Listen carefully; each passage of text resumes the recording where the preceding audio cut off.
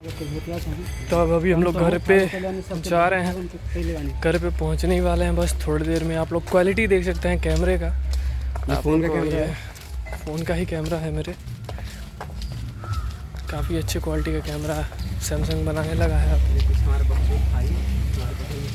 ये जो कुछ लोग यहाँ पे मेरे बकचोद भाई हैं जो जा रहे हैं, जो कि जा ही रहे हैं बस घर पे। मैं तो गरीब हूँ,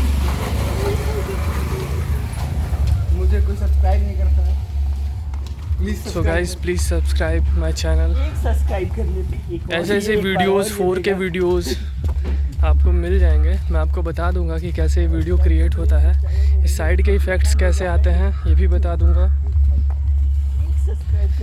ज़्यादा खर्चा नहीं है, सिर्फ मात्र 20 से 22 हज़ार के खर्चे में आपका ये सब आ जाएगा।